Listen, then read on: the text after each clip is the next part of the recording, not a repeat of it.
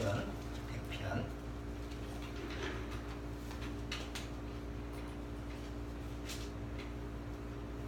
자, 주원이가 오늘 어저께 태양의 열기를 그냥 마음껏 받았으니까 한번 읽어줘.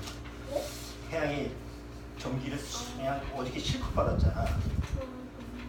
너무 물 많이 마셔가지고. 물을 많이 마셔가지고 짧어. 10편, 100편 봐봐. 얼마나 짧으니? 맞습니다. 그래, 1절서부터 5절밖에 안 돼. 자, 큰 소리로 한번 읽어줘. 인정이여 여호와께 즐거이 부를지어다. 기쁨으로 여호와의 성령을 노래하면서 그 앞에 나아갈지어다. 여호와가 우리 하나님이신 줄 너희는 알지어다. 그는 우리를 지으신 자시요 우리는 그의 것이니 그의 백성이요 그의 기르시는 양이로다. 감사함으로 그분을 부러우며 찬송함으로 그 궁전에 들어가서 그에게 감사하며 그 이름을 송축할지어다. 대저 여호와는 선하시니 그 인자하심이 영원하고 그 성실하심이 대대에 미치리로다. 잘 읽었어. 주원이, 요새 아빠하고 관계가 어떤가? 아빠하고 잘 지내나? 아니 뭐 아빠 눈치 볼 건 없고 그냥 네가 사실대로 얘기하면 돼. 잘 지내고 있어? 다행이구만. 자, 오늘 설교 제목이 요즘 아버지가 어떻게 지내십니까? 이게 이제 제목인데 그 요새 그 운전자 보험 그 광고가 나오는데 이거 어딘지 찾지를 못하겠더라고요. 어디 보험인데 아기가 나오죠. 그러니까 딸하고 나오는데 그 자동차에서 아빠가 그 아기를 다 돌아보면 아빠 이렇게 하지 처음에는. 그래서 조금 이제 지나면 이제 초등학생 정도 되니까 아빠가 돌아보니까 아빠 이렇게 예쁘게 하는데 조금 있다가 옆에 앉아 있는 그 중학생 정도 딸내미가 아빠가 바로 보니까 뭐라고? 뭐? 왜? 자, 우리가 살아가면서 아빠와 아버지와의 관계가 사실 그 짧은 멘트인데 함축적으로 딱 들어간 것 같아요. 그렇죠? 우리가 어렸을 때 어디죠? 뭐 놀이방이나 아니면 유치원 가기 전에 어렸을 때는 아빠하고 어떤 관계예요? 아주 천진난만하게 재롱을 떨고 그 다음에 아기 입장에서도 아빠만 보면 기쁘고 환히 웃고 다 이런 시절이 있었죠. 기억이 안 나지만 다 그런 시절이 다 있었어요. 그러다가 조금 초등학생 정도 이렇게 지나가면 조금 사이가 그렇게 막 친밀하진 않죠. 응?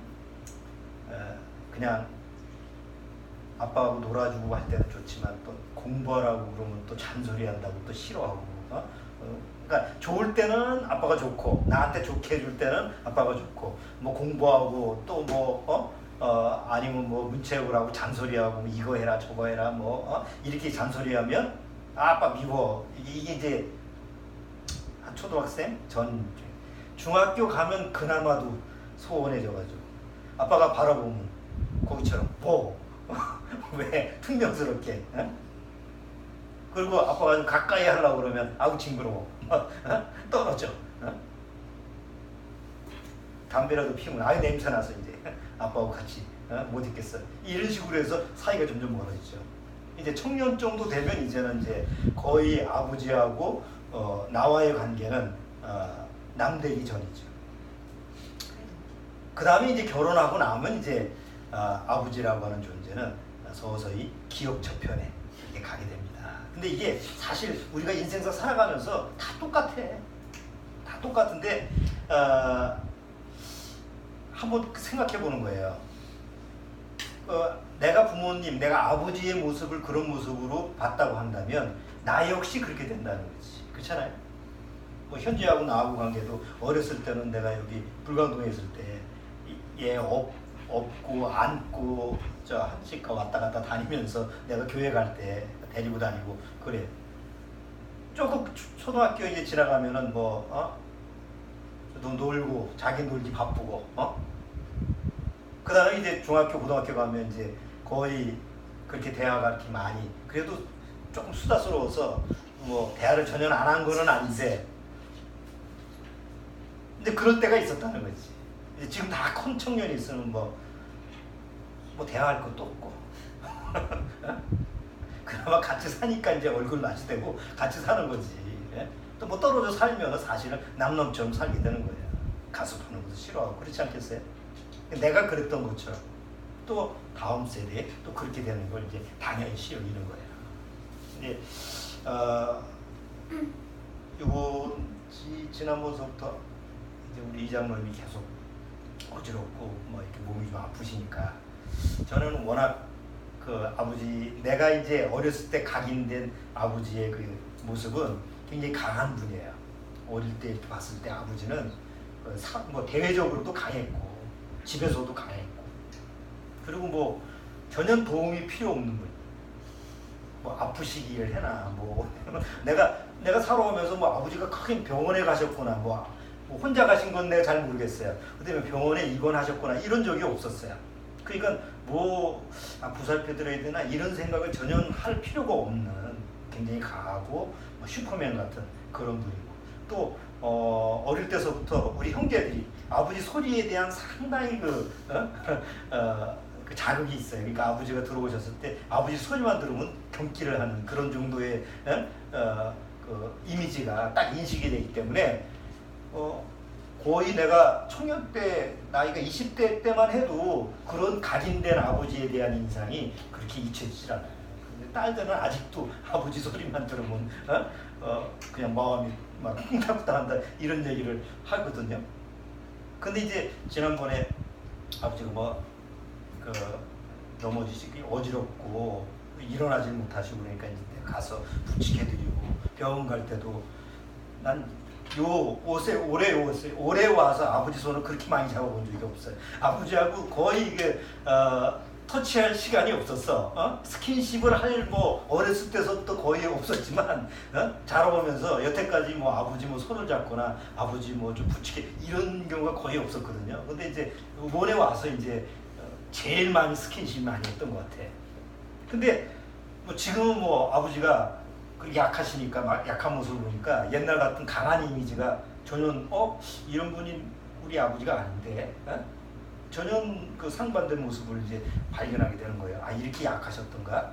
이제는 늙고 나약한 이제 노인의 모습으로 되신 거예요. 한편에서 이제 안타깝고 또 아버지가 조금 소리가 커지면 아이 또 옛날 성격 못 버려가지고 또 뭐 옛날처럼 막 뭐 두려움이 있는 게 아니고 아이 참나 이런 식으로 이제 전혀 경계심도 없고 이제 이런 모습으로 변하는 거예요.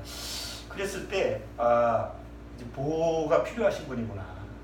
이제 아버지라고 하는 분은 보호가 필요하신 분이고 도움이 필요하신 분이구나. 라는 걸 이제 새삼 이렇게 느끼게 되는 거예요. 그 전까지는 아버지가 좀 뭐 워낙 강하고 또 다른 사람한테 특히 자식들한테도 뭐 이렇게 아쉬운 소리 안 하고 이게 뭐 그런 얘기를 안 하시는 분이기 때문에 내 편에서는 뭐 그런 거 싫어하시는 거니까 그냥 혼자 당신이 다 하시니까 그냥 그런 생각을 안 했는데 이제 그런 좀 약한 모습이 이렇게 표출이 되니까 이게 이제 보살펴드려야 되는 보호가 필요한 노인이시구나 라는 게 이제 강하게 인식이 되는 거죠.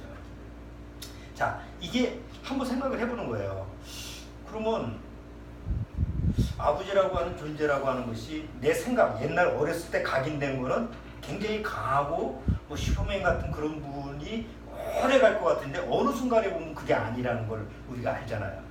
육신의 아버지는 어느 날 보면 너무 연약하고 너무 약한 모습을 보고 한편에 슬프고 보호를 해야 될, 보호를 받아야 될 사람이구나. 이렇게 돼버렸을 때 이제 중요한 게 뭐냐면 하나님 아버지를 그렇게 생각한다는 거지. 보통 우리가 생각할 때, 보통 크리스찬들이 생각하는 하나님 아버지라는 관념이 자기도 모르는 사이에 육신의 아버지가 내가 어렸을 때 또 중간 뭐 청년 때 장년이 돼서 그 다음에 아버지의 노인의 모습을 바라보고 점점 잊혀져가는 모습처럼 되게 그 우리나라의 크리스찬들이 다 어떻게 생각하냐면 처음 교회 나갔을 때는 아버지가 놀아주고 기뻐하고 막 처음 아주 천진난만했을 때 아버지와의 그 어떤 만남, 친밀함 이렇게 생각하다가 조금 교회 생활이 한 뭐 3년, 4년, 5년 지나면 그 다음서부터 아버지가 뭐 내가 기도하면 응답하면 좋은 하나님 아버지야. 또 응답을 안 들어주면 아이씨 미워 아버지. 예? 이렇게 짜증내는 그런 아버지의 모습이 되는 거예요. 한 10년 차, 20년 차 되면 서서히 기억 저편에 하나님 아버지가 어디 뭐 교회 나가도 아버지는 뭐 하늘에 계신 분, 뭐 나는 출석하고 그냥 그런 식으로 대개는 그렇게 변해버리는 거예요. 그러니까 왜 그런 현상이 벌어지느냐? 육신의 아버지의 그 각인된 모습을 하나님 아버지를 믿는 데 투영시키는 거예요. 심리적으로 이렇게. 근데 오늘 시편 100편의 시편 기자는 전혀 그런 모습을 얘기하는 게 아니거든요. 계속 영원한, 변함이 없는, 한 번 강하면 끝까지 강하고, 슈퍼맨이면 끝까지 슈퍼맨이고, 절대 늙지 않고. 그런 아버지가 세상에는 없잖아요. 우리는 그런 아버지를 경험해보지 못하잖아요. 그런데 성경에서 하나님 아버지는 그런 하나님 아버지라는 거지. 그래서 오늘 그런 아버지, 하나님 아버지와 육신의 아버지가 전혀 차원이 다른데 왜 우리는 그런 차원이 다른 하나님 아버지와 육신의 아버지하고 자꾸 이렇게 믹서를 하려고 그런가. 그래서 하나님 아버지와 가까이 하지 못하는 그런 모습을 가지고 있는데 그런 원인이 어디에 있는가라는 것을 한번 찾아보려고 합니다. 자, 세상 종교에서요, 자기가 믿는 신을 아버지라고 부르는 종교가 있을까요, 없을까요?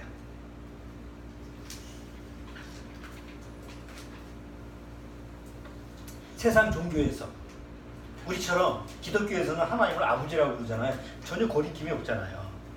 뭐 그거 아버지가 뭐 의식적으로 교리적으로 배웠든 아니면 정말 마음속에서 그렇게 생각했든 하나님을 우리가 보통 기독교인들은 하나님 이렇게 하기보다는 뭐 기도할 때는 뭐예요?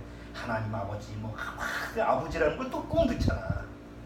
근데 다른 종교에서 자기의 믿는 신 뒤에 아버지라는 붙이는 종교가 있을까요, 없을까요? 신기하게도 없습니다. 부처님 아버지라고 하는 말을 들어본 적이 없습니다. 알라 아버지라고 물론 개념은 다 아버지라는 개념을 다 가지고 있어요. 뭐 로마의 힐랍 신화도 다 아버지라는 개념이에요. 신적 개념이. 그런데 아버지라는 이름을 부르진 않아요. 뭐 제우스 아버지, 신이들이 많잖아. 그런 아버지라는 명칭을 심지어 무당들도 무속인들도요. 자기가 믿는 신을 아버지라고 부르지 않죠. 강감찬 뭐 아버지, 을지문덕 아버지 뭐 이러진 않잖아. 장군, 메가더 장군, 아니 왜 외국 장군 신을 모시는지 잘 몰라. 근데 아버지라고 부르진 않잖아. 근데 유독 성경을 통해서 하나님을 믿는 사람은 하나님을 아버지라고 그래요. 왜 그럴까요? 왜 그런지 아세요? 물론 교회 나가면 다 그렇게 부르니까, 그렇게 배우니까. 주일학교에서 다 하나님을 아버지라고 부르잖아요. 그러니까 배우니까 그렇게 해요. 안 배우면 그렇게 할 수가 없죠. 다른 종교에서는 안 가르쳐요. 절에 가서 자 부처님은 우리가 믿는 신이니까, 유일한 신이니까 우리 부처님 아버지라고 부릅시다. 이렇게 가르쳤으면 그들도 불교 신자도 다 부처님의 아버지라고 했을 거야. 절대 그렇게 가르쳐주질 않아요. 이슬람교도 안 가르쳐주죠. 유독 기독교에서만 처음 교회 나갈 때서부터 하나님은 아버지입니다라고 가르쳐요. 왜 그렇게 가르치게 됐을까요? 아니 뭐 이유가 있을 거 아니야. 뭐 무조건 뭐 왜 다른 종교에서는 아버지라는 이름을 안 붙이는데 왜 유독 기독교만 아버지라는 이름을 그 신 뒤에다 붙이죠? 왜 하나님을 아버지라고 부르게 됐을까? 언제부터 그렇게 불렀을까? 자, 모든 종교는요, 그 교리가 어디서부터 시작합니까? 그 종교의 경전서부터 시작하죠. 그렇죠? 뭐 불교의 경전이 있잖아요. 그 다음에 뭐 알라도 뭐 코란이 있잖아요. 그러니까 어떤 종교인데 나름대로의 어떤 교리가 되어 있는 경전이 있는데 그 경전에서 가르치는 대로 만들어지는 거죠. 어떤 경전에도 아버지라는 명칭이 없어요. 그런데 성경에만 아버지라는 명칭이 나와요. 총 345개가 기록되어 있습니다. 성경에 보면. 요새 뭐 성경 사전 뭐 찾아보면 단어 하나 치면 몇 개가 신약이 몇 개, 구약이 몇 개, 뭐 어디 성경이 몇 개 다 나와. 아주 간편한 시대. 옛날 같으면 알려야 할 수가 없잖아. 일일이 쳐야 되니까. 그런데 요즘은 뭐 정보가 정말 좋아요. 자, 345개가 있어요. 구약에는 몇 개 있을까요? 아버지라는 단어. 구약에는 몇 개 정도 있을까요? 345개 중에서. 한 몇 개 정도 나올 것 같아요. 주원이 생각 예상으로는. 110? 110? 아니요. 200한. 어차피 모르는 거니까 대충 감 잡아서 얘기하면 돼. 뭐 근데 최대가 몇 개예요? 345개. 340. 신구약 합쳐서 345개 중에 구약은 몇 개가 될까? 340. 다? 왜? 구약의 아버지가 더 많을 것 같아? 그 아니라 300개. 300개? 구약이 더 많을 것 같아? 신약이 많을 것 같아요? 구약? 신약? 자, 구약에 81개, 신약에 263개. 구약에 아버지라고 하는 단어가 81개가 나오는데요. 그 중에 창세기에 51개인가? 50개 넘게 나와요. 창세기에만. 나머지는 출애굽기 한 개 정도, 신명기 한두 개 정도 이렇게 나와요.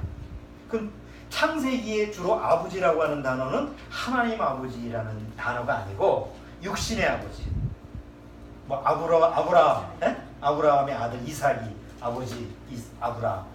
야곱의 아버지를 부를 때, 요셉의 아버지를 부를 때 아버지 아브라함이요. 이런 식으로 해서 육신의 아버지를 사용하는 게 거의 창세기에 주로 50개예요. 그럼 나머지 30개는 뒤에 보면 이제 하나님을 아버지라고 부르는. 그러니까 구약 시대는 뭐예요? 극히 적죠. 신약 시대에 263개가 나와 있는데 신약 시대에 263개는 거의 하나님 아버지에 대해서 명칭이 나와요. 그러니까 성경을 읽다 보면 계속 무슨 단어가 나와요? 아버지. 하나님을 아버지라는 단어가 계속 나오다 보니까 결국은 교회, 기독교인들을 보면 하나님은 아버지라고 자동적으로 부르게 되죠. 자, 구약의 아버지하고 신약의 아버지가 무슨 차이가 있을까요? 구약 시대의 아버지하고 신약 시대의 아버지는, 구약 시대는 하나님이 아버지라고 하는 명칭은 있지만 구약 시대의 사람들은, 율법 시대의 사람들은 하나님을 아버지라고 부르지는 못했습니다. 하나님 이름조차도 부를 수가 없었어요. 왜? 너무 위대하고 거룩하고 두렵고 절대적인 신적인 존재니까 하나님을 아버지라고 이렇게 부르지 못하죠. 옛날 우리나라 홍길동이 아버지를 아버지라고 부르지 못하고 그러잖아. 그거 용어가 나오잖아. 왜? 옛날 신분제도에서는 아버지를 아버지라고 부를 수가 없는 신분이었잖아요. 그는 첩에서 난 짬식이니까. 그러니까 이스라엘 민족이 하나님이 자기를 택한 민족이고, 하나님은 우리의 아버지야 이렇게 생각을 하지만 감히 하나님을 아버지라고 부를 수 있는 그런 대상이 아니라는 거죠. 그래서 잊어버리는 거야, 이스라엘 민족이. 아버지라고 부르질 않으니까 그냥 하늘에 계신 신 이렇게 하니까 계속 구약시대에 보면 선지자들이 얘기하는 거예요. 선지자, 하나님이 너의 아버지신 줄을 잊었느냐? 하나님이 너의 하나님 아버지, 유일하신 아버지인 걸 왜 기억하지만 계속 선지자들이 반복해서 기억을 시켜주는 거예요. 그런데 이스라엘 민족은 그럼에도 불구하고 하나님을 아버지라고 부르기에는 너무나 먼 당신이야. 하나님이 너무나 멀어. 그게 구약시대고 율법시대야. 그리고 너무나 무섭고 두려워. 그렇죠? 만약에 율법을 하나라도 어기면 하나님이 어떻게 한다고 그랬어요? 나무하러 갔는데 안식일날 나무하러 가는데 안식일을 어기면 죽인다고 그랬잖아요. 실제로 나무하러 갔다가 어떻게 해요? 죽임을 당하잖아요. 그러니까 이스라엘 민족이 십계명 율법 어기면 막 하나님 앞에 벌 받을까 봐 벌을 떠는 거예요. 아버지는 아주 무서운. 특히 그 동양 지역, 우리나라가 특히 그렇죠. 옛날 지금 시대는 그렇진 않지만 옛날 시대 우리 100년 전만 해도 아버지라는 존재는 어떤 존재예요? 우리나라의 유교문화권에서 신적인 존재죠. 아무리 아버지라고 해도 아버지가 부르기 전에 가깝게 가서 그렇게 함부로 하진 않잖아요. 사랑채 아버지가 계시면 깊은 소리만 나도 뒤로 돌아. 굉장히 거리가 먼 그런 상태가 조금 확대를 하면 이스라엘 민족이 구약시대 하나님과의 거리. 한번 보실까요? 신명기. 구약시대에 어떻게 하나님 아버지를 이렇게 기록했는지 한번 잠깐 보죠. 신명기 32장.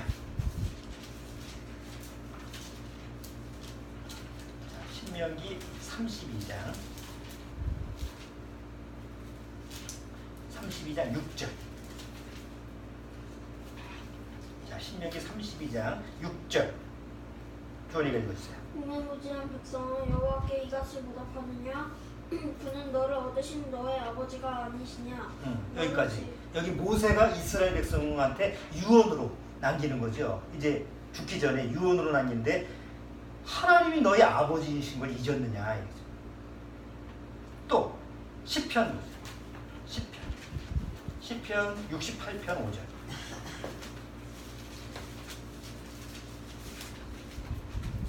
시편에 보면 여러 군데가 기록되어 있는데 68편 5절.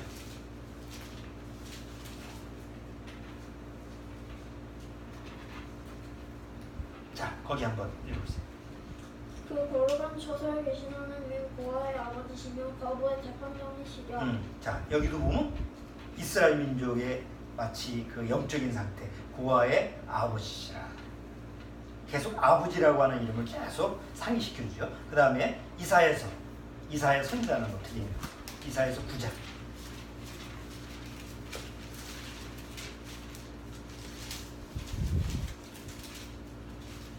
자, 이사야서 9장 6절.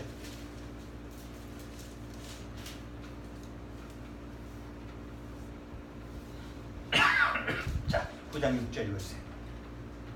이는 한 아기가 우리에게 낳고 한 아이들을 우리에게 주신 바 되었는데 그 어깨에는 정사를 배웠고 그 이름은 기묘자라 모사라 정능하신 하나님이라 영종하신 아버지라 평강의 왕이라 할 것이니라. 앞으로 오실 예수님에 대한 예언을 하면서 그가 누구냐? 바로 영존하시는 아버지다. 이렇게 이제 구약 시대에 예수님과 연관을 시키는 장면이 나타나죠.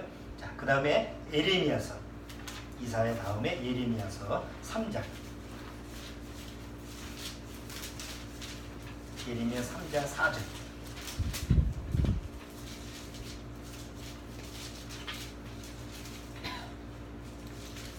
자, 4절 읽어주세요. 내가 이제부터는 내게 부르짖기를 나의 아버지요 아버지는 나의 소시의 애호자시오니 너를 한없이 계속하시겠으며 끝까지. 자, 됐어요. 여기도 하나님은 뭐라고 그래요? 내가 이제부터는 내게 부르짖기를 나의 아버지요 아버지는 나의, 이렇게 아버지라고 하나님 앞에서 부르지 않게 된다. 이렇게 또 예레미야 선지자는 얘기했어요. 맨 구약이 맨 끝에 한번 보십시다. 말라기. 앞에 보면 바로 뒤에 말라기 2장 10절. 말라기 2장 10절.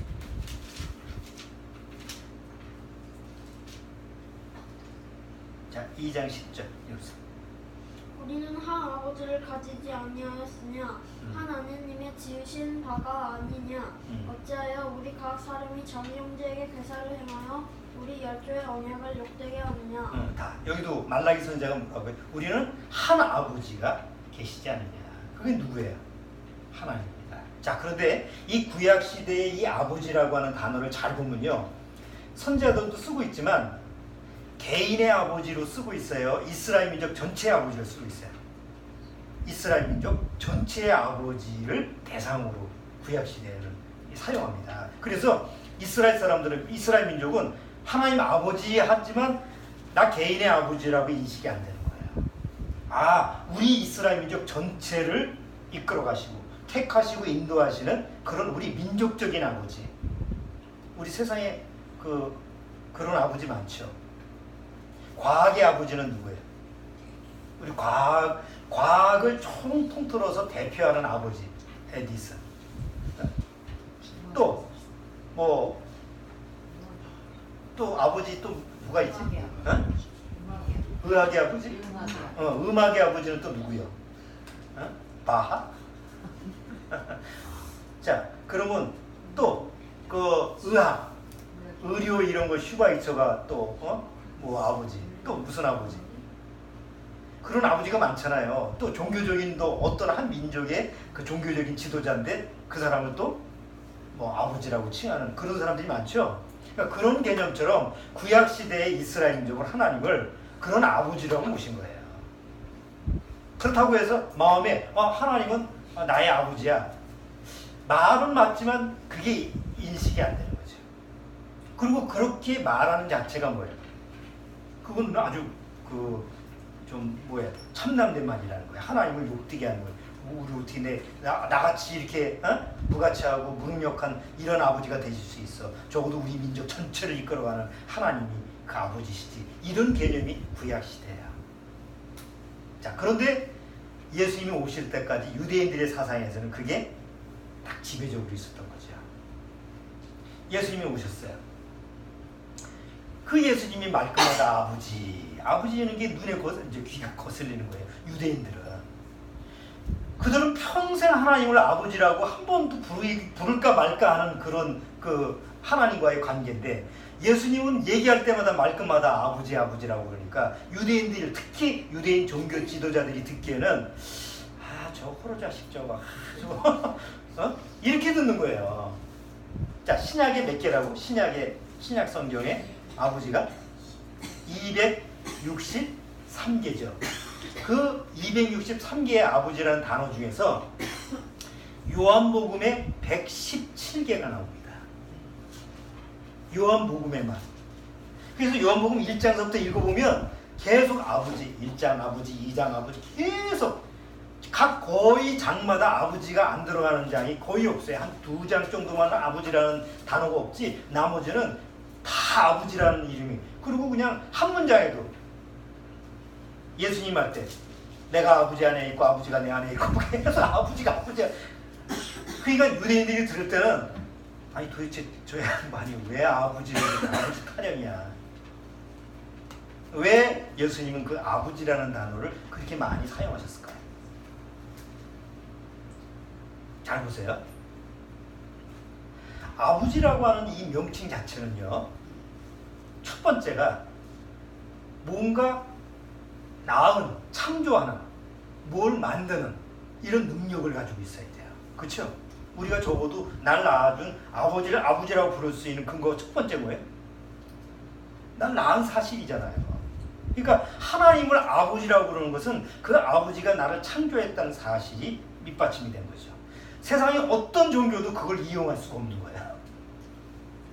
로마의 신화에서도 이 세상을 창조했다라고 하지만 아버지라고 부르진 않아요. 왜? 진짜 창조한 사실이 없기 때문에. 그런데 성경에서 하나님은 이 세상을 창조하신 분이에요. 나를 만드신 분이에요. 그래서 아버지라고 부르는 게 자연스러운 거예요. 자, 그런데 예수님이 와서 그 아버지라는 이름, 명칭을 왜 자꾸 사용하시느냐면, 구약시대의 율법시대에는 유대인들이 하나님을 아버지라는 건 알았지만 개인의 아버지로는 모르잖아요. 그냥 민족적인 대표적인 아버지로만 개념이에요. 이걸 바꿔줘야 되는 거예요. 이제 개인의 아버지가 돼야 돼. 하나님과 나하고 그냥 나하고는 별개의 아버지가 아니고 그 하나님 나와 개인적인 아버지의 관계가 중요해요. 그게 구원이 아니에요. 그렇죠? 구원이라는 게 뭐예요? 하나님과 나하고 아버지와 자녀의 관계가 맺는 게 구원이죠. 그러니까 1대1의 관계가 돼야 돼. 그게 중요하기 때문에 예수님이 오셔서 계속 강조하는 게 아버지라고 하는 명칭이에요.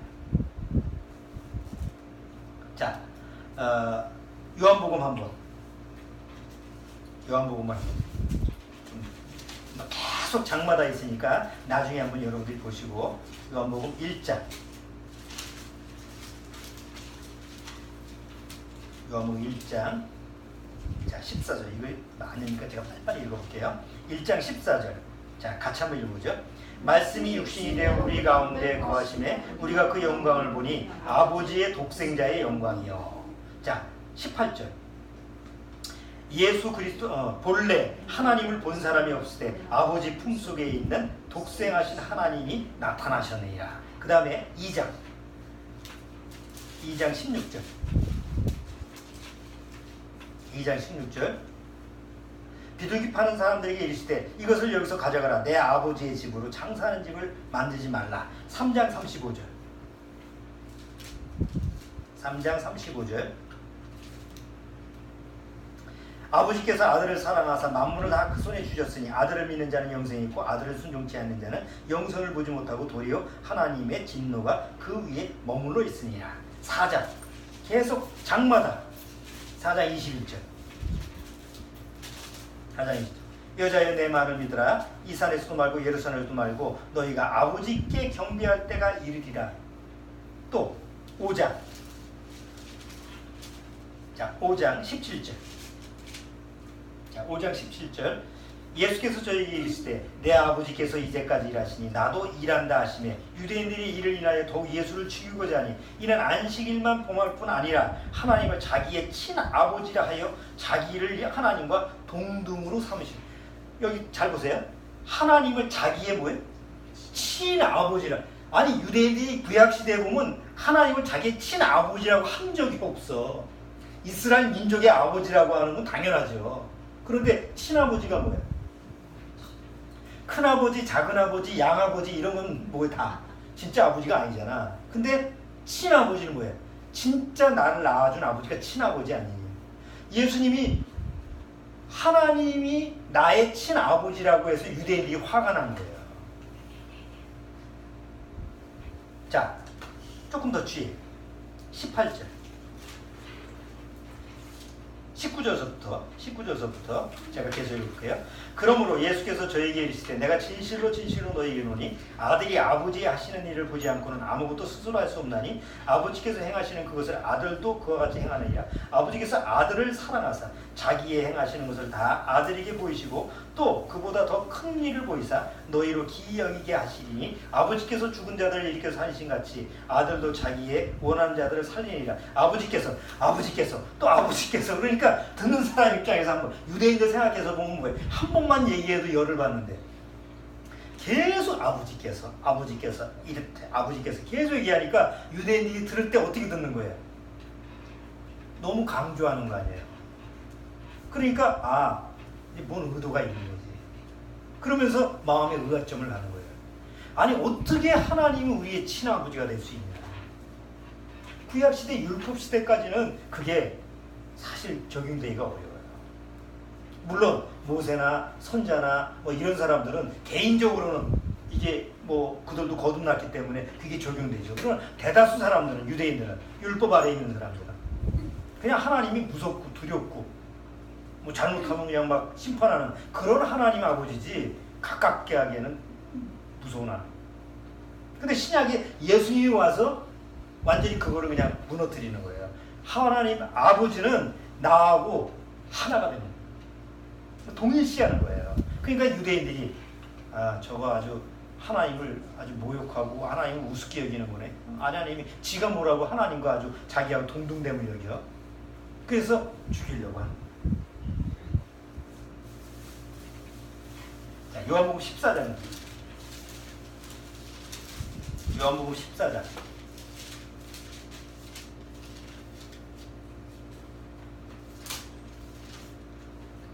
자, 요한복음 14장 10절. 자, 주원이가 좀 읽어줘. 목이 좀 아프네. 요한복음 14장 10절. 나는 아버지 안에 있고 아버지는 내 안에 계신 것을 네가 믿지 아니하느냐. 내가 너에게 이르는 말이 스스로 하는 것이 아니라 아버지께서 내 안에 계셔 그의 일을 하시는 것이라. 자, 20절 읽어줘. 그 날에는 내가 아버지 안에 너희가 내 안에 내가 너희 안에 있는 것을 너희가 알리라. 자, 이제 14장 가서 예수님은 무슨 얘기를 해요? 아버지 안에 내가 있고 내가 내 안에 아버지가 있고 그리고 여기 20절에 보면 그날에는 내가 아버지 안에 너희가 내 안에 내가 너희 안에 알쏭달쏭 이거 알 수가 없어. 그런데 분명한 메시지는 하나에 뭐예요? 아버지 안에 들어가야 되고 아버지는 네 안에 들어가야 된다. 여러분 이 말을 들은 유대인들이 아직 성령이 오기 전에 이 제자들조차도 이 말을 알아들을 수 있나요? 없어요. 왜냐하면 구약시대 율법시대의 개념은 하나님은 항상 하늘에 계셔야 돼요. 가깝게 할 수가 없어. 시내산에서 모세가 하나님이 불러서 가죠. 이스라엘 백성 전체가 다 시내산에 몰려갑니다. 그래서 하나님이 야 내가 너희를 지금까지 독수리 날개처럼 잘 이렇게 이끌어왔으니까 이제는 내 말을 잘 듣고 내가 너희들한테 명하는 말을 잘 들어라. 이 말을 잘 들으라는 것은 십계명이 아니에요. 아직 십계명 율법을 준 적이 없기 때문에. 그 말은 뭐냐면 내가 아버지가 돼서 너희를 잘 인도하니까 날 아버지로 따라라 이 얘기인데 그 의도를 못 알아차리고 말씀만 하세요. 무슨 얘기든지 다 들을게. 이스라엘에서 그렇게 얘기하죠. 그러니까 갑자기 하나님이 뭐예요? 안세를 싹 바꿔서 아주 그냥 구름과 천둥 번개만 일으켜서 이스라엘 백성이라고 오지 말게 너만 올라가 그러죠. 그때 이스라엘 백성이 뭐라고 해요? 무서워서 모세 우리 무서워서 하나님 앞에 못 갑니다. 우리 두려워서 죽을까 합니다. 그래서 이스라엘 백성이 감히 하나님 앞에 나가지 못하는 장면이 나타나요. 그러니까 이스라엘 민족 그 아주 마음 바탕 속에서는 하나님 하면 어떤 분이에요? 잘못 갔다가는 뼈도 못 추리는 그런. 그러니까 아버지라고 불러야 되는데 아버지라고 부르기에는 너무나 먼 거예요. 그런데 하나님의 아들 예수님이 와서 그런 구약의 율법 그런 옛날의 고정관념이 싹 무너지고 이제는 아버지가 네 안에 가야 되고 아버지가 내 안에 들어와야 된다고 그러니까 이 개념 자체가 이 구약이나 율법 시대의 개념이 아니라는 거죠. 그런데 예수님이 오신 이유가 뭐예요? 아버지가 내 안에 들어오려면 내가 아버지 안에 들어가려면 하나님 안에 들어가려면 중간 매개체가 있어야 되죠. 우리 죄인이니까. 그래서 그 중간 하나님 아버지 안에 들어갈 수 있는 그 다리 역할을 하는 게 바로 예수님이잖아요. 이쪽에는 하나님이 계셔. 나는 여기 있어. 죄라는 장벽이 딱 가로막혀 있어. 그런데 예수님이 오셔서 뭐예요?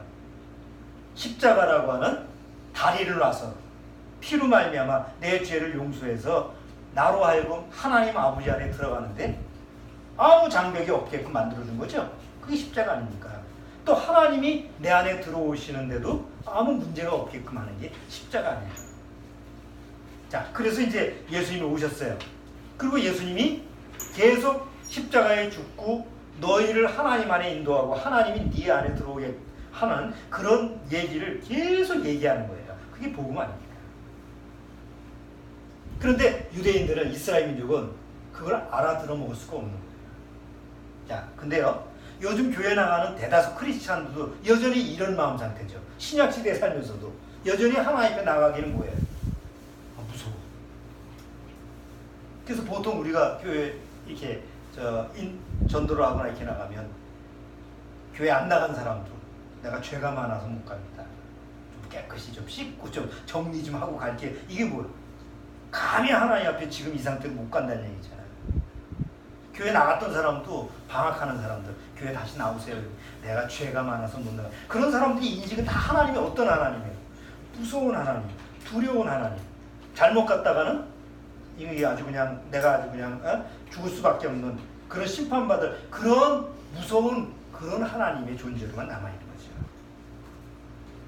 자, 그런데 예수님이 오셔서 그런 마음의 장벽을 없애요. 잘 보세요. 예수님이요, 하나님을 아바 아버지라고 부른 적이 있어요. 언제 불렀을까요? 예수님이 하나님을 아바 아버지라고 부른 때가 언제예요? 아바는 우리말로 아빠예요. 아주 친근하게 우리가 어렸을 때 아버지가 아빠 하면서 막 이렇게 친밀하게 했을 때 그게 아바예요. 이 말의 어원이 비슷해요. 자, 그러면 예수님은 하나님을 아바 아버지라고 부른 때가 언제일까요? 5살 때. 성전에서 선생들하고 얘기할 그때 7살 때. 30살 때. 하긴 나이 50이 돼도 자기 아버지를 아빠라고 부르는 경우도 있지. 딸 같은 경우는 그런 경우 많잖아요. 근데 현재가 나보고 30살 먹은 현재가 나보고 아빠라고 그러면 듣기 나쁜 건 아니지만 좀 거시기 하잖아요. 그 여전히 아빠라고 불러. 자, 예수님 당시에 예수님이 30살 나이에 하나님을 아빠라고 불렀을 때 예수님이 그냥 들으라고 한 걸까요? 아니에요. 1살 때서부터 아빠지만 30살 때도 아빠야. 예수님이 생각하는 하나님의 개념이. 왜? 계속 친밀해. 아까도 얘기했잖아. 어렸을 때는 아빠하고 친밀하지만 뭐 초등학교 지나고 조금 강은 아빠하고 조금 친밀할 때보다는 좀 거리가 있잖아요. 그다음 중학교 고등학교는 더 거리감이 있고 나중에 나이 먹으면 결혼하면 이제 거의 남남처럼. 예수님이 하나님과의 관계가 그랬냐? 아니라. 나이 30이 되는 예수님도 하나님께 기도할 때 이제 겟세마네 동산에서 기도하는 거예요. 마지막에 잡혀가기 전에 아버지여 이 잔을 내게서 지나가게 하옵소서 이렇게 기도할 때 아바 아버지라고 부른 거예요. 마지막 순간에 아버지 정말 친근한 또 아바 아버지라고 부르는 신약의 그 성경 기록이 이제 사도 바울이 얘기합니다. 그때 기록할 때 그 사도 바울의 거의 나이가 60세쯤 됐습니다. 60된 사도 바울이 아빠라고 하기에는 좀 너무 단어가 그렇잖아요. 그런데 왜 아바 아버지, 예수님이 표현하신 걸 인용한 것처럼 왜 하나님을 아바 아버지라고 그러느냐. 60세가 돼도 하나님과 나하고 관계 속에서는 전혀 변함이 없는 거예요. 이렇게 생각해 보세요. 하나님은 연세가 얼마나 되세요? 100세 된 노인이 하나님을 믿어도 나이가 잽이 안 돼. 하나님 나이하고 100세 된 노인하고. 근데 이상하게 나이가 80, 90, 100세 되면 하나님도 자기처럼 나이 먹은 것처럼 생각하잖아. 비슷한 연령배처럼. 그래서 하나님을 아빠라고 못 부르는 거예요. 그러나 오늘 시편 100편 기자는 90세가 되든 100세가 되든 관계없이 뭐예요? 여전히 아빠는 영원한 아빠야. 자, 로마서 8장 15절. 로마서 8장 15절.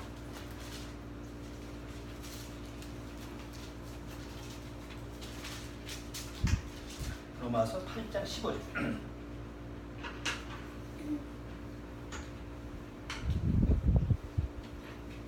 자, 같이 읽어보죠. 너희는 다시 무서워하는 종의 영을 받지 아니하였고 양자의 영을 받았으므로 아바 아버지라 부르짖느니라. 하나님은 뭐라고 부른다고요? 아바 아버지라 부르짖느니라. 뭐 이게 20살에 구원받은 사람이든 30살에 구원받은 사람이든 뭐 90살에 구원받은 사람이 관계없이 정말 하나님 앞에 이제 양자의 영을 받아서 양자의 영을 받았다는 게 뭐예요? 이제는 하나님의 자녀가 된 사람이라고 한다면 하나님을 뭐라고 부른다? 아빠라고 부르신다. 아니 이 부르면 아빠라고 부르면 뭐해? 사이가 뭔데? 마음이 친밀하다는 거지. 정말 하나님을 아빠라고 부를 수 있을 만큼 하나님과 친밀히 된다. 신약 서서 이렇게 신약 서신서에 보면 계속 처음 서둔말 인사말에 보면 하나님 아버지라고 하는 반드시 들어가야 해요. 신약 서신서에. 왜요? 아버지서부터 시작되는 거예요. 하나님과 나와의 관계.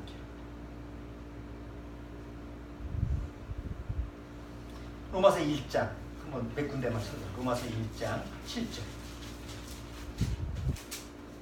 로마서 1장 7절. 자, 거기 한번 읽어주세요. 로마에 있어 하나님의 사랑하심을 입고 성도로 부르심을 입은 모든 자에게 하나님 우리 아버지와 주 예수 그리스도를 쫓아 은혜와 평강이 있기를 원하노라. 또 그 다음 한번 고린도전서 1장. 고린도전서 1장 3절.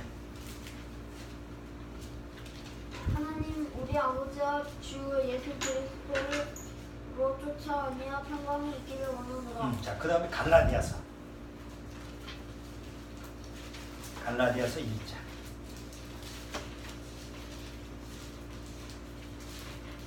1장 3절. 우리 하나님의 아버지와 주 예수 그리스도로 쫓아 은혜와 평강이 있기를 원하노라. 자, 서신서에 보면 계속 인사말이 꼭 뭐가 들어가요? 하나님 우리 아버지. 이게 무슨 얘기예요? 구원받은 이후에 성도라고 한다면, 구원받았다고 한다면 하나님이 뭐라고 된 거예요? 이제는 민족의 아버지가 아니고 우리 대표적인 아버지가 아니고 나의 아버지다.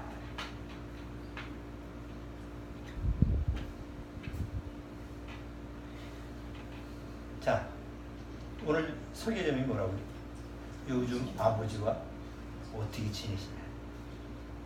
육신의 아버지하고는 뭐 사이가 좋을 수도 있고 나쁠 수도 있고 또 뭐 다 이 세상에 육과 죄의 육신이 있다 보니까 어떤 경우는 원수지간이 될 수도 있고 그래요. 그런데 그런 관계가 하나님과도 이렇게 연결을 돼서 하나님과도 그런 관계가 된다고 한다면 괜히 불행한 거예요. 물론 육신의 부모와의 관계도 그렇게 되면 불행한 거지만 하나님과 나와의 관계도 그렇게 된다면, 그렇게 변화가 된다고 한다면 그건 안 되는 거죠. 보세요. 하나님은 강하시지만 약해지질 않죠. 하나님은 강하신 분이에요. 이 세상을 창조하시는 그런 절대 강자예요. 그런데 거기에 변함이 있어요, 없어요? 창조 때 이 세상을 강하게 창조하시고 그 강한 하나님이 지금까지 와서 약해진 적이 없어요. 그게 아버지의 모습이에요. 하나님은 슈퍼맨이에요. 우리가 하나님을 위해서 할 게 있어요, 없어요? 없습니다. 하나님이 아버지처럼 약해지셔가지고 부축을 해드려야 되고 아프시면 병원도 모셔가야 되고 편찮으시면 내가 수발을 해드려야 돼. 그런 아버지가 하나님 아버지가 아니라는 거지. 육신의 아버지는 그렇게 연약해지니까 그렇게 돌봐드려야 되지만 하나님 아버지는 그런 돌봄이 필요 없는, 그런 보호가 필요가 없는 영원한 아버지인 거예요. 그래서 하나님은 받는 분이 아니고 뭐예요? 주시는. 사도 바울이 그러죠. 고린도 교회 성도들한테 하나님은 주시는 분이다. 받는 분이 아니다. 근데 대개 크리스찬들은 자꾸 뭐라고 생각해? 하나님은 자꾸 뭘 원하고 받고 뭘 자꾸 요구하는 분으로 착각을 하는 거예요. 아니, 하나님은 여전히 영원하신 아버지로서 나한테 필요한 것을 주시는 거예요. 받은 게 별로 없는데 구하질 않았어요. 많이 구하는데 잘못 구해서. 지난 추수교 때 그랬잖아요. 네? 응답이라는 게 어떻게 오냐. 아무거나 달라고 그래서 주는 게 아니잖아. 하나님이 주시고자 하는 것을 먼저 그의 나라와 그의 의를 구하라. 그리하면 나머지는 뭐라고 해요? 알파라고 그랬잖아. 줄 수도 있고 안 줄 수도 있고 반드시 준다는 얘기가 아니고. 그러니까 먼저 그의 나라와 그의 의를 구한다는 것은 바로 예수님이 오늘 얘기하신 것처럼 하나님이 내 안에 들어오시고 내가 하나님 안에 들어가는 것을 예수님을 통해서 우리 안에 가능하게 해주시는 거예요. 자, 하나님이 우리 안에 어떻게 들어오시죠? 아니, 내 안에 어떻게 하나님이 들어오실 수가 있어요? 하나님은 영이시라고 했죠? 하나님은 영이시니, 요한복음 4장에 하나님은 영이시니 하나님 앞에 예배하는 자는 신령과 진정으로 할지니라. 그러니까 하나님은 영이시야. 그러니까 영이시니까 내 안에 들어오도 뭘로 들어오는 거예요? 영으로 들어오실 수 있는 거죠. 근데 문제는 내 안에 죄가 있으면 들어올 수 있다 없다? 없어요. 그래서 하나님이 내 안에 들어오게 하기 위해서 예수님이 먼저, 하나님의 아들인 예수님이 먼저 보내서 내 죄를 위해서 십자가에서 피를 흘려서 깨끗하게 정화시킨 거죠. 그리고 죄가 없이 깨끗이 해놓은 다음에 하나님이 약속들은 뭘 보내주신 거예요? 성령을 보내주신 거예요. 그래서 구원은 성령이 내 안에 온 거예요. 성령은 누구의 영이에요? 아버지의 영이에요. 삼위일체 중에 바로 아버지 안에 있는 성령이 성부, 성자, 성령, 그 성령이 하나님이잖아요. 그 성령이 하나님이 예수님의 십자가를 통해서 내 안에 영으로 들어오신 거니까 아버지가 이제는 어디 계시는 거예요? 내 안에 계시는 거예요. 구원받은 성도 안에 있는 거예요. 아버지를 어디 가서 찾아야 돼요? 산기도 가서 그 높은 산에 가서 아버지를 찾아요. 얼마나 넌센스예요. 아버지가 어디 안에 있어 이제는? 영으로 내 안에 계신다고. 그것은 바로 내가 누구 안에 있는 거와 마찬가지다. 하나님 안에 내가 들어가 있는 거하고 마찬가지예요. 그러니까 예수님이 계속 제자들한테 아버지 안에 내가 아버지 안에 그날이 오면 내가 아버지 안에 있는 것이 너희들도 아버지 안에 있을 거다. 너희가 아버지와 하나가 될 거다. 계속 얘기하신 이유가 그거예요. 자, 그러면 이제 내가 하나님을 아버지라고 불렀을 때, 아빠라고 불렀을 때 그 변함이 없으신, 조금도 내 도움이 필요하지 않은 그 강하고 정말 능력 있는 하나님이 어느 날 거듭나서 구원받고 내 안에 있으면 나하고 어떤 관계가 유지가 돼야 돼요?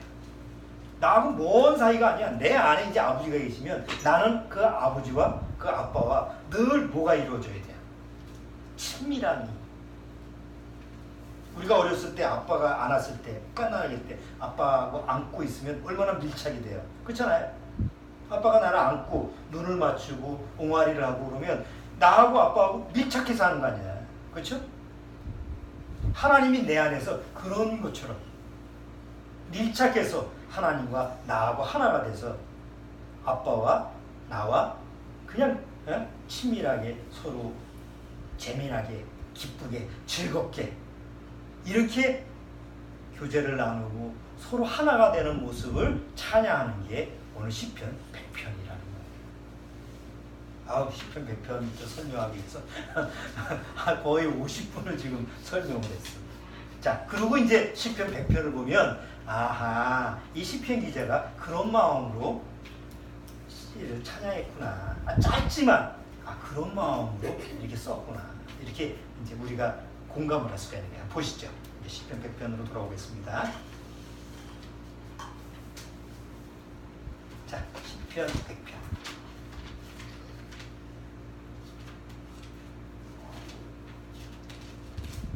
자, 보세요. 여기 시편 100편 가로 열고 뭐라고 돼 있어요? 찬송의 시. 온 땅이여 여호와께 즐거이 부를지어다. 기쁨으로 여호와를 섬기며 노래하면서 그 앞에 나아갈지어다. 항상 하나님과 어떻게 하라고? 기쁨과 즐거움으로 하라. 그러니까 구원받고 어느 날 정말 거듭나서 하나님의 영이 있으면 주변 환경이 주변 환경은 항상 기쁠 수가 없어. 막 짜증나고 그렇죠? 세상에 나를 가만히 내버려 두질 않잖아. 구원받아도 난 정말 하나님과 기쁘고 즐겁게 살고 싶은데 세상은 나를 그렇게 놔두질 않아. 그러니까 막 외형적으로 봤을 때는 오늘도 짜증이 나고 막 마음속에서 막 불평하고 사람에 대해서 막 여러 가지 불협화음이 나오지. 그런데 이상하게 내 마음은 어때? 항상 하나님과 나하고의 관계 속에서는 기쁨과 즐거움이 있다. 그게 다른 사람한테 비출 수 있는 거예요. 가끔 제가 편의점에서도 손님들이 오면 가끔 그런 얘기를 해요. 아니 아저씨는 맨날 어떻게 이렇게 즐거운 것 같아요. 내가 목사라고 하는 걸 아는 사람은 표현을 하는데 나는 이제 모르잖아요. 내가 뭐 하는 사람인지 모르잖아요. 그러니까 항상 오면 가끔 지나가 이제 계산 맞추고 나갈 때 그래. 아유 다른 편의점에서는 절대 아저씨 같은 사람 없던데요. 뭐 그렇게 좋아서 항상 즐겁게 계세요. 예수 믿으세요. 예수 천당 푸신지요. 내가 종교인이라면 그렇게 얘기하겠지만 그냥 웃고 말아요. 뭐라고 설명하겠어. 어느 날 기회가 되면 내가 책을 항상 내가 그 전도용 책자를 밑에 딱 놔두고 있거든. 그래서 나하고 조금 얘기가 되면 이제 그걸 읽으라고 이렇게 하는 경우가 있어요. 근데 그렇지 않은 경우는 직접 내가 얘기하진 않지. 나는 의도적으로 그러진 않거든. 그런데 내가 평상시 그런 거예요. 내 마음속에서 나와 하나님과의 관계 속에서는 기쁘고 즐거운 늘 외형적으로 보면 짜증도 나고 또 진상들이 많아. 진상들이 막 보통 요새 그걸 뭐라고 그러지? 손님과의 관계 속에서 그런 스트레스 받는 직업을 무슨 직업? 정신적으로 그런 직업 있잖아. 이거 편의점 알바도 그거야. 오만 진상 떠는 고객들이 한두 사람이 아니야. 그러니까 그런 사람들이 오면 나도 기분 나쁘지. 그 손님이 그렇게 반말로 달라고 그럼 나도 반말로 하고 싶어. 그러지는 않지만 그러니까 나도 감정이 있으니까 그렇게 하는데 외형적인 모습으로는 그렇게 하지만 실상 내 마음에서는 이 사람 그냥 계속 기쁘고 즐거워. 하나님과의 관계가 왜 그럴까? 그렇지. 아빠니까 그렇지. 영원한 아빠가 내 안에 있으니까 그게 유지가 되는 거예요. 사람이 그렇지. 안 그런 거 같아. 그래야 돼야. 그냥 술 먹을 때만 즐겁고 친구들하고 할 때 기쁘고 즐겁고 그거는 이제 어린 시절이고 내면에서 늘 하나님과 술을 먹든 안 먹든 관계없이 늘 하나님과 그 주님 말고 여기 성경에 나오는 주님과 늘 기쁨으로 이렇게 늘 교제를 나누고 이게 많으면 행복해. 그건 교리가 아니야. 그건 진짜 신앙생활이라고. 자, 그 다음에 보세요. 3절. 여호와가 우리 하나님이신 줄 너희는 알지도. 여호와가 나의 아빠야. 그런 개념이에요. 여기서 하나님이라는 것. 여호와가 우리 아빠이신 줄을 너희는 알지어다. 그는 우리를 지으신 자시요 우리는 그의 것이니 그의 백성이요 그의 기르시는 양이로다. 이게 그냥 뭐 기독교 종교인이니까 그냥 이렇게 얘기하는 투로 얘기하는 거지. 그렇게 보면 시편 100편은 굉장히 단순해요. 그런데 하나님이 나의 아빠지. 날 낳으시고 날 기르시고 날 항상 기뻐해 주시고 날 안고 내 죄롱을 보고 내가 짜증나면 다 받아주고 그렇지만 나의 불편함 나의 모든 걸 다 헤아려서 다 내 필요를 공급해 주시는 그 하나님을 늘 마음속에서 멀리 하나님이 아니라 가까운 하나님으로 모시는 이 모습이 너무 즐거운 찬송이에요 지금. 자, 4절. 감사함으로 그 문에 들어가며. 하나님만 만나러 가면 그냥 무거워. 세상에서는 가벼웠는데 교회 문만 들어서면 무거워. 에이, 또 오늘도 또 뭐 내라고 그러지 뭐 하라고 그러지 이런 게 다 그렇잖아. 다 짐이야. 그렇지만 하나님 앞에 나갔을 때는 더 가벼워야지 세상보다. 그렇죠? 그래야지 모임 생활을 영원히 할 수 있는 거지. 올 때마다 하나님 앞에 나올 때마다 무거우면 뭐래 못해. 결국 오기도 전에 무거워서 못 걸어와. 감사함으로 그 문에 들어가며 감사함으로 그 궁정에 들어가서 그에게 감사하며 그 이름을 송축할지어다. 대저 여호와는 선하시니 그 인자하심이 영원하고 그 성실하심이 대대에 미치리로다.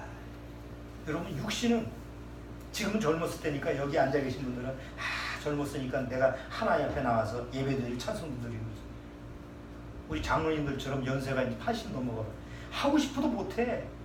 힘들어서도 오기도 힘들고 앉아있기도 힘들고 말씀 듣기도 힘들고 그런 때가 나한테 안 올 것 같아? 빠른 시간 내에 그때가 온다고. 그때 어떻게 할 거야? 지금 내가 들었을 때 많이 듣고 하나님과 누릴 때 하나님과 그 기쁨과 즐거움을 많이 누리고 그것이 내 삶에 정말 하나의 습관이 딱 돼야 돼요. 그러면 육신이 늙어서 그런 상황이 안 올지라도 내 마음속에서는 그게 유지가 되는 거지. 그러면 누가 행복해요? 교회 나와서 말씀 듣고 찬송 부르고 그때만 행복감을 누리는 사람은 어느 날 육신이 연약해서 교회 못 나오면 그걸 못 누려요. 근데 어느 날 내가 늘 하나님과 친밀하게 하나님과 아빠와 나와의 친밀함처럼 그 어렸을 때 그 천진난만했을 때 그 아빠와 즐거운 시간을 갖는 것을 계속 누린다고 생각해 보세요. 육신이 연약해져도 그 마음, 그 기쁨과 즐거움은 안 없어지는 거 아니에요. 그 사람은 행복하게 사는 거잖아. 나이가 늙어도. 똑같이 살아도 그렇게 살아야 된다는 거지.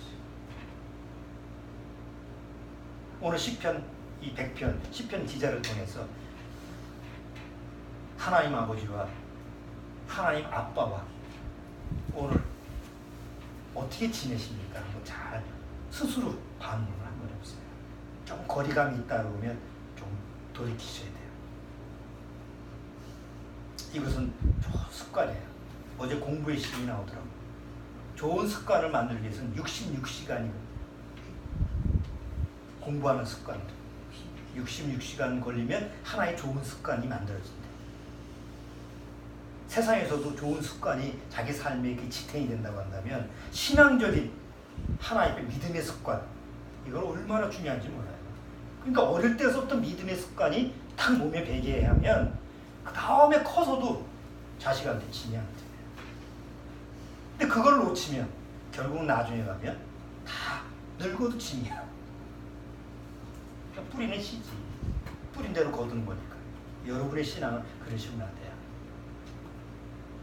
어제의 아빠가 오늘의 아버지가 되지 마시고 내일의 저 노인 영감 참 이렇게 되지 마시고 어제의 아빠가 오늘의 아빠가 되고 오늘의 아빠가 내일의 아빠가 계속 영원한 오빠 조용필 그런 거 말고 영원한 아빠가 좀 될 수 있도록 여러분 믿음 안에 절대 하나님과 나와의 관계를 소홀히 하지 마시기 바랍니다. 기도하겠습니다. 하나님 아버지 감사합니다. 정말 나의 아빠이신 그 하나님과의 관계가 세월이 지나가면서도 내가 늙고 병들었다 할지라도 전혀 변함이 없는 영원한 그런 아빠로 그 관계를 유지할 수 있도록 주님께서 인도하여 주옵소서.